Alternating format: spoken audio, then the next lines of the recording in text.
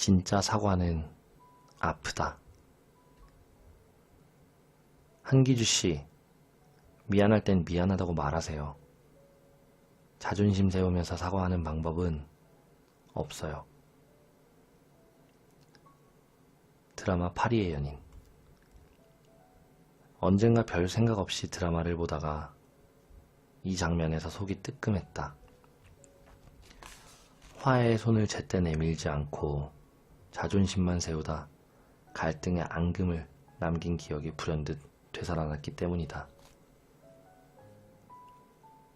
기자 시절 사소한 다툼으로 불편하게 지내던 선배가 있었다.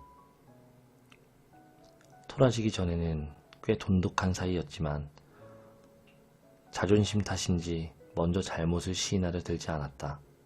나도 그 선배도. 그러던 어느 날 우연히 기자실에서 마주친 선배는 빨간 사과 하나를 건네주고는 도망치듯 사라졌다. 나는 벌겋게 달아오른 선배의 얼굴과 사과의 색깔이 꽤 유사하다고 생각했다. 그러고는 입을 삐쭉 내밀며 잠시 사과를 바라봤다. 먹을까 말까 고민하다 사각사각 한 입 베어 먹었다. 상큼한 향기가 입안 가득 퍼졌다. 사과를 먹고 헤아려 봤다. 선배는 왜 뜬금없이 사과를 건넨 것일까? 아차, 선배의 메시지는 단순했던 것 같다. 그는 사과를 하고 싶었던 거다. 다만 쑥스럽다는 이유로 그냥 사과를 내밀었을 뿐. 돌연 떠오르는 기억이 있다. 몇 달 전 캡슐 커피를 구매하기 위해 집 근처 백화점에 들렀다. 매장 안에서 한 아이가 우사인 볼트로 빙의해 정신없이 뛰어다니고 있었다. 다치겠네. 여기서 저러면 안 되는데. 하는 우려의 목소리가 곳곳에서 터져나왔다. 불길한 예감은 틀리지 않는다. 갑자기 들이닥친 아이 때문에 20대 초반쯤 돼 보이는 남자 고객이 커피를 쏟고 말았다. 다행히 화상을 입은 것 같진 않았다. 문제는 그 다음 장면이다. 아이 어머니는 안 다쳤네 하는 눈빛으로 사내를 대충 흘겨보더니 사과 한마디 없이 자리를 뜨려 했다. 사내는 영화 베테랑에서 유아인이 어이가 없네 라고 말할 때보다 더 어이가 없다는 표정을 지으며 목소리를 높였다. 저기요, 공공장소에선 뛰지 않게 하셔야죠. 소용없었다. 사내의 항의가 그녀의 귀에는 들리지 않는 듯했다. 아이의 어머니는 되레 더 큰 소리로 되받아쳤다. 뭐요? 원래 착한 아이란 말이야. 당신도 아이 낳아봐. 뭐라고 할까. 그녀는 목소리만 크면 이긴다는 사회적 통념을 실제로 증명하기 위해 애쓰는 것처럼 보였다. 절규에 가까운 샤우팅과 얼굴을 찌를 듯한 삿대질로 말이다. 언행일치이자 지행합일이다. 나는 그들이 대화를 주고받는 모습을 바라보며 한때 국민 예능 프로그램이었던 가족오락관을 연상했다.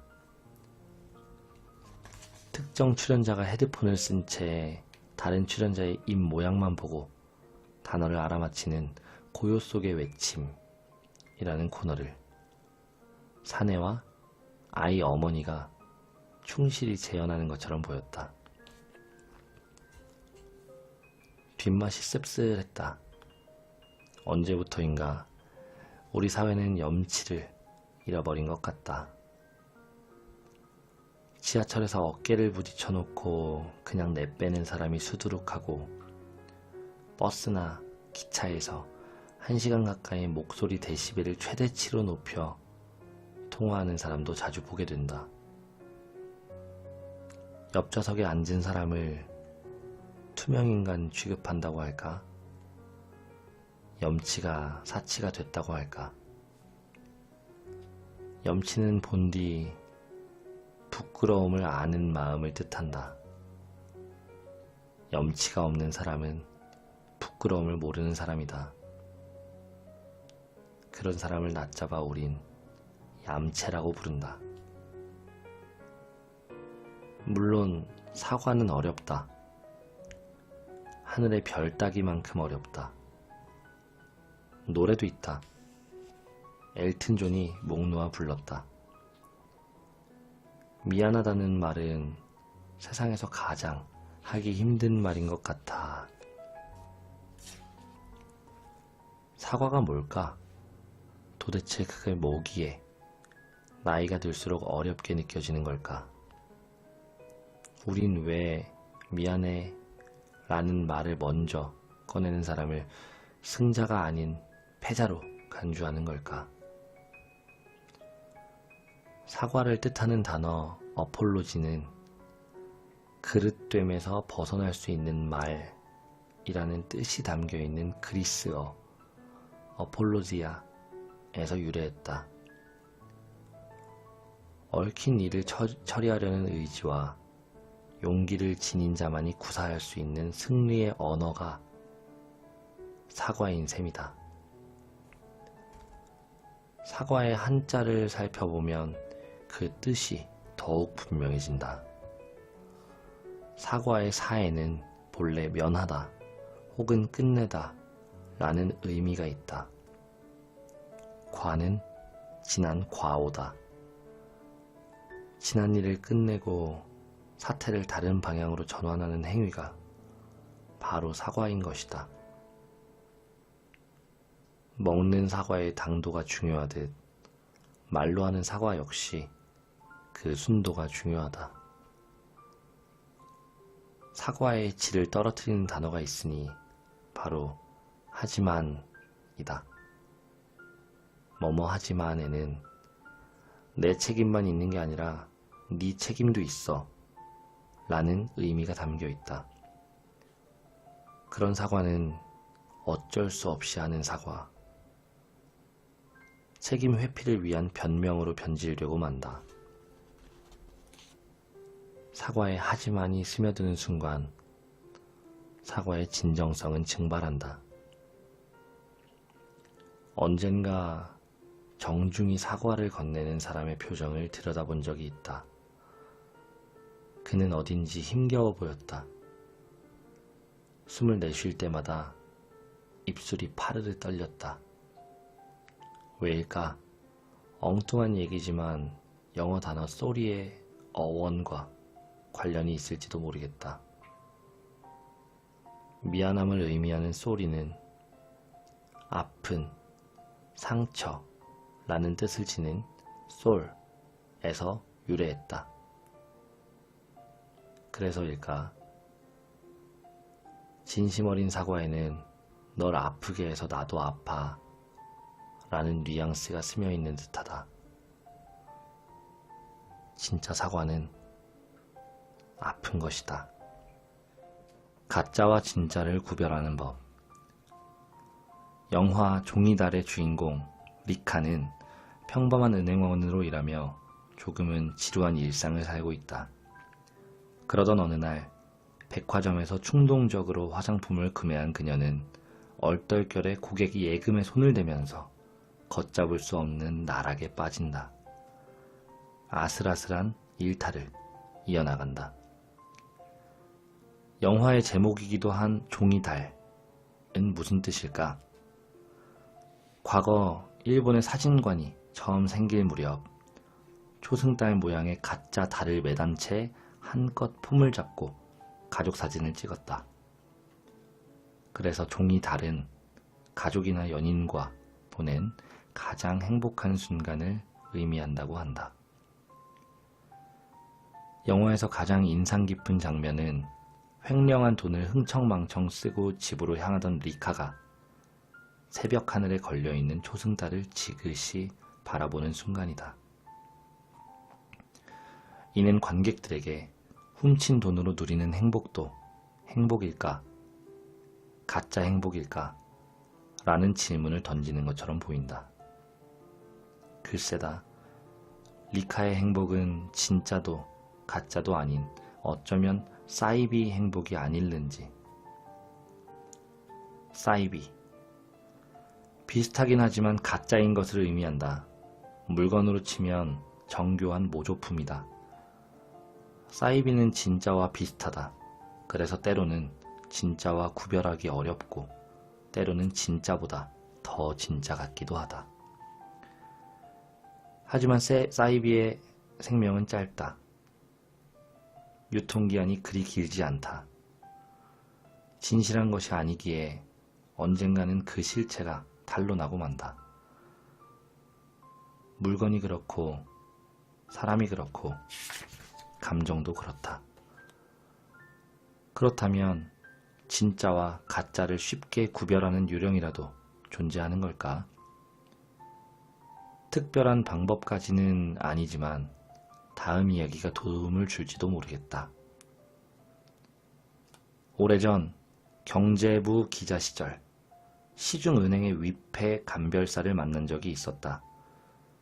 그는 빠른 손놀림으로 한치의 오차도 없이 슈퍼노트를 감별해내는 가짜 돈 전문가였다. 슈퍼노트는 초정밀 위조 달러를 의미해요. 궁금했다. 진짜 지폐와 가짜 지폐를 가르는 잣대가 무엇인지. 그와 주고받은 대화를 요약하면 대략 이렇다. 사장님, 요즘 육안으로 구별하기 어려울 정도로 정교한 위패가 많다고 하던데요. 네, 그럴수록 진짜에 대한 확신이 있어야 해요. 가짜를 걸러내려면 진짜를 잘 알아야 하죠. 그렇군요. 그래도 가짜를 보면 뭔가 감이 온다거나 그런 게 있나요? 너무 화려하면 일단 수상한 지폐로 분류합니다. 네? 화려한 게 위패일 가능성이 크다는 말씀인가요? 위패는 진짜처럼 보이기 위해 꾸민 흔적이 역력해요. 어딘지 부자연스럽죠. 가짜는 필요 이상으로 화려합니다. 진짜는 안 그래요. 진짜 지폐는 자연스러워요. 억지로 꾸밀 필요가 없으니까요. 우주만한 사연.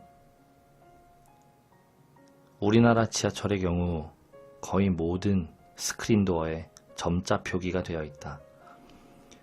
플랫폼에서 지하철을 기다리는 동안 올록볼록한 점자 표면을 살며시 더듬어 보곤 하는데 그때마다 난 복잡한 감정에 사로잡힌다.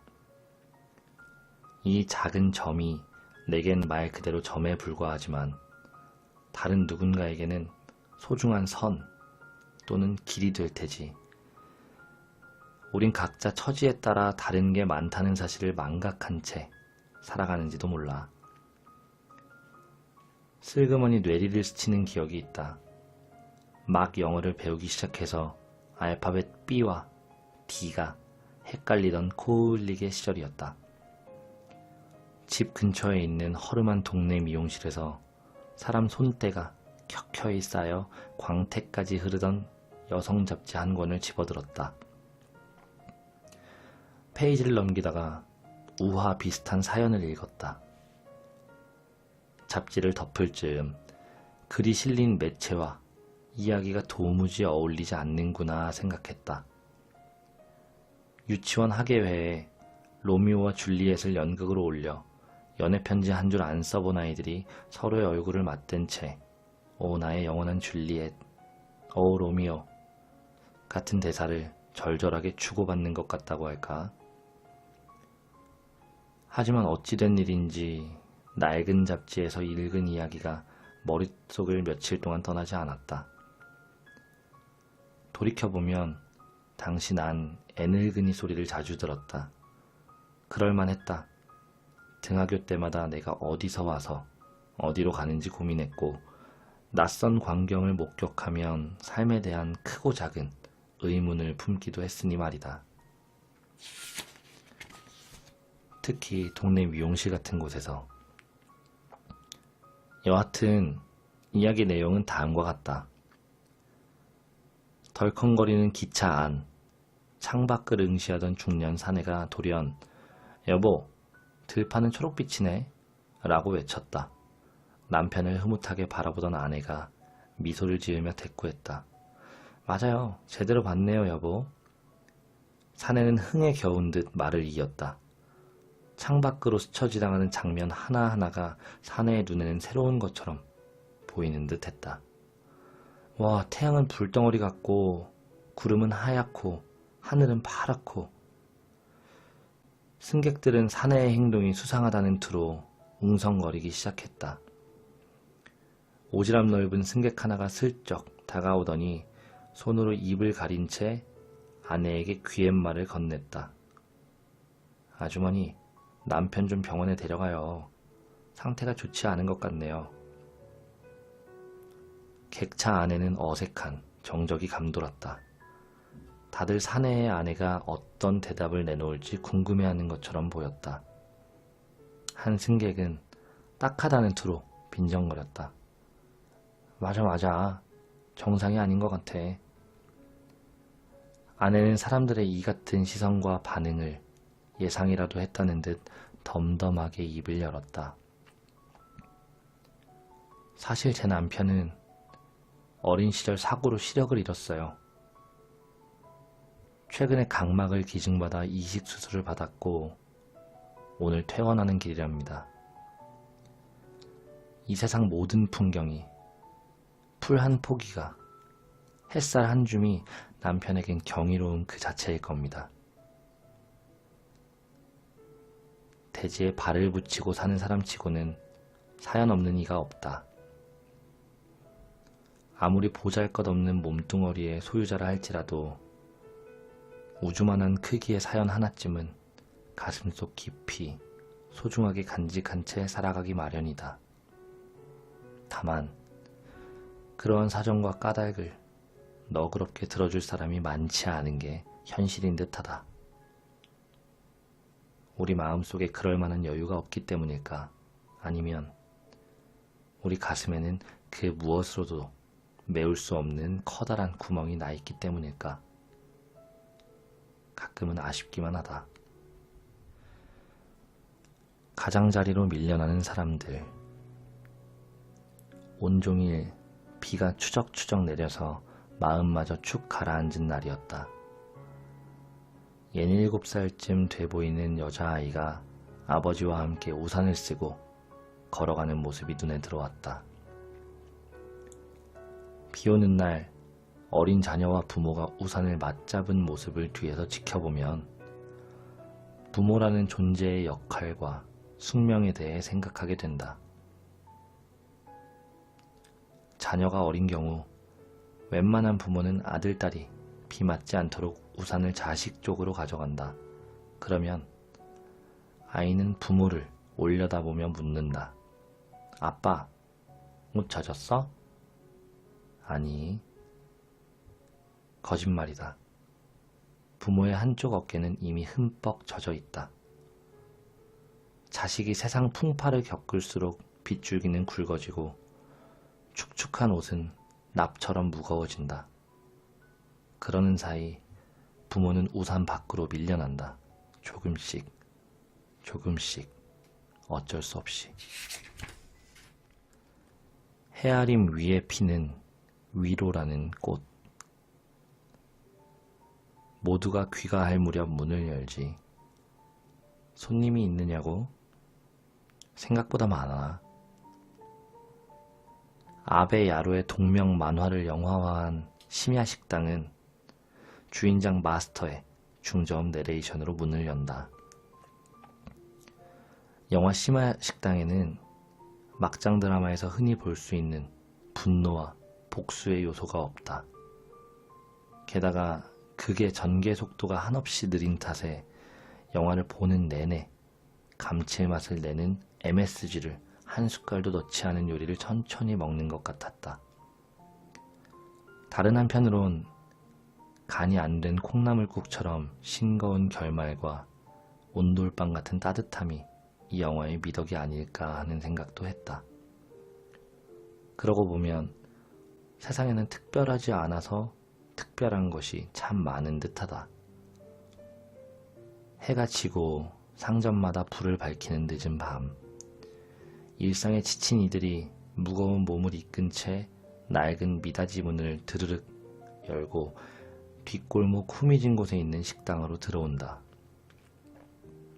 사랑을 잃은 여자, 꿈을 잊은 젊은이, 새로운 사랑을 갈구하는 남자는 자리에 앉자마자 한숨을 내쉬며 넋두리를 늘어놓는다. 그들은 마스터의 입이 아닌 귀를 원하는 것처럼 보인다. 마스터는 주변에서 흔히 볼 수 있는 재료로 음식을 준비한다. 작은 화로를 이용해 마밥을 끓이고 케첩 소스를 뿌린 스파게티를 접시에 올린다. 허름한 식당에 옹기종기 모인 이들은 가족과 친구, 좋은 사람과 나누었던 시간과 추억을 한데 버무린다. 그리고 삼킨다. 그리움을 먹는다. 그렇게 허기를 달래고 그곳에서 마음도 달랜다.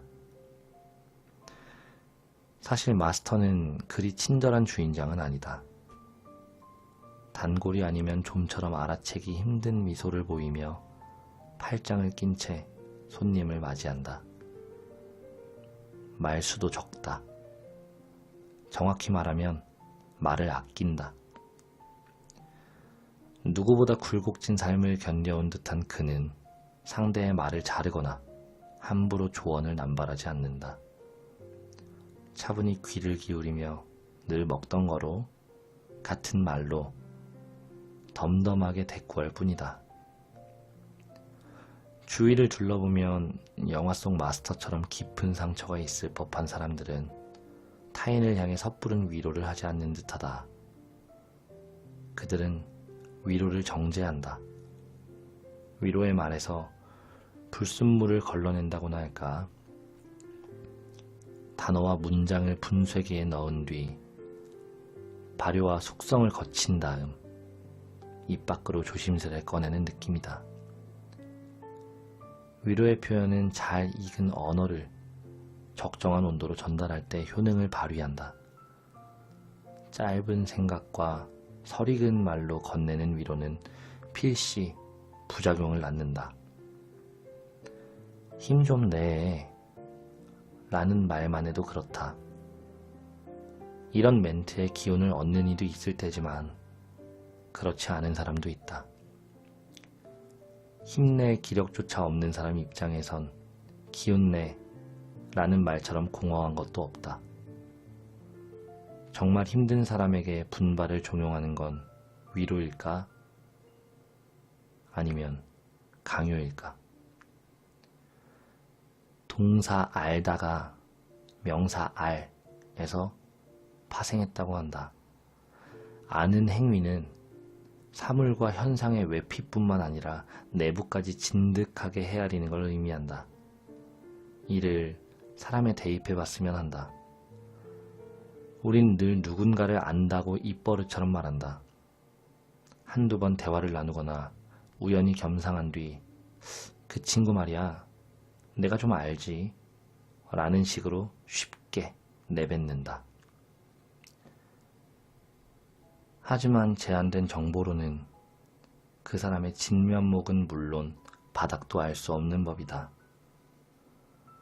상대의 웃음 뒤 감춰진 상처를 감지할 때 상대방이 좋아하는 것뿐만 아니라 싫어하는 것까지 헤아릴 때 그 사람을 좀 잘 안다고 겨우 말할 수 있지 않을까?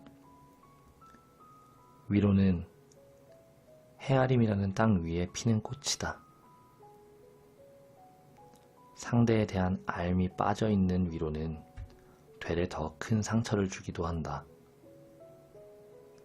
상대의 감정을 찬찬히 느낀 다음 슬픔을 달래줄 따뜻한 말을 조금 느린 박자로 꺼내도 늦지 않을 거라고 본다. 내가 아닌 우리를 위한 결혼. 몇 해 전 늦장가를 간 선배가 있다. 선배는 깐깐한 남자였다. 최고의 신부감을 찾기 위해 최고의 결혼정보 업체에 가입했고 주말마다 최고급 호텔에서 선을 봤다. 하지만 상대의 장점보다 단점부터 들추는 버릇 때문인지 조건에 맞는 상대를 만나지는 못했다. 덕분에 어느 동네에 어떤 호텔이 있는지, 어느 호텔 커피숍의 전망이 좋은지 같은 잡다한 지식만 머릿속에 집어넣었다. 선배가 짝찾기 모험을 멈추려던 찰나, 즉 집신도 짝이 있는데 짝이 없는 나는 집신만도 못한 게 아닌가 하는 자괴감에 빠지려던 순간이었다. 그는 경력직으로 회사를 옮겼고 그곳에서 동료 여직원을 보자마자 한 번도 느껴본 적 없는 낯선 감정에 빠져들었다.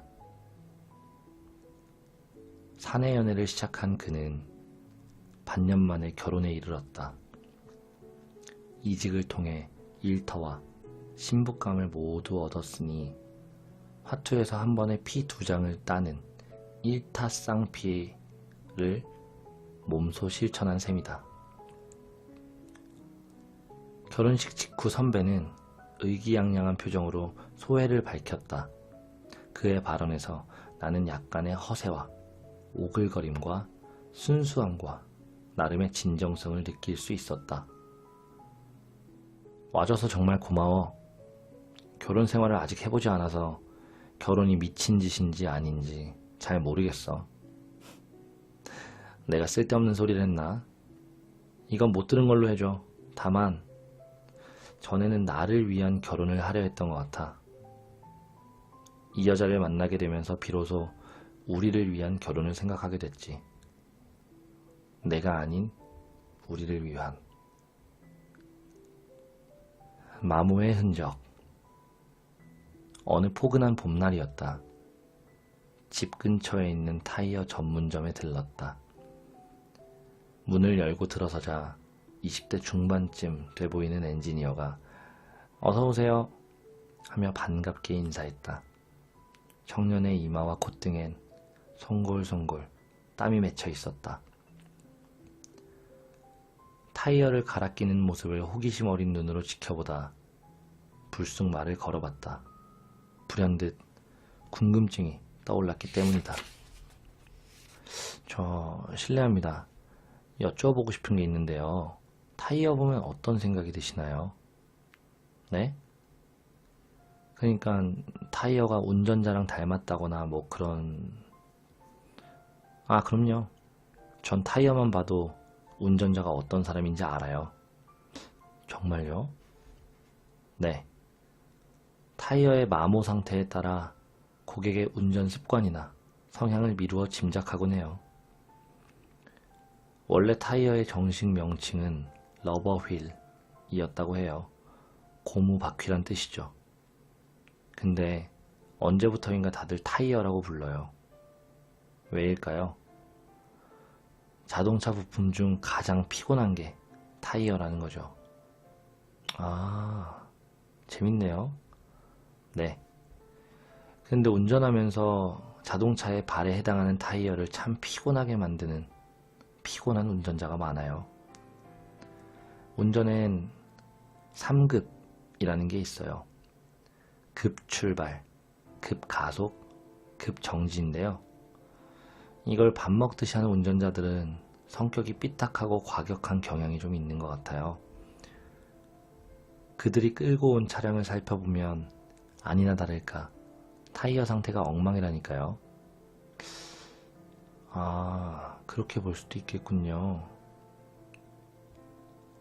타이어를 교체하고 집으로 돌아오면서 청년의 말을 되씹었다. 그리고 그의 말에 내 삶을 비춰봤다. 나는 자동차 타이어에 어떤 자국을 새겨놓았을까? 마모된 흔적을 보고 나면 내가 지나온 길과 그 여정에서 취한 삶의 태도를 짚어볼 수 있을까? 청년의 증언처럼 사람 성격은 아주 사소한 데서 드러나는 법이다. 그건 감추려 해도 감출 수 없고 즉흥적으로 변조할 수도 없다. 이러한 이치는 우리네 일상뿐만 아니라 사물의 본질과 삼라만상에 꽤 깊이 관여하고 있는지도 모른다. 본질은 다른 것과 잘 섞이지 않는다. 쉽게 사라지지 않는다. 언젠가 의도하지 않은 순간에 엉뚱한 방식으로 드러나곤 한다.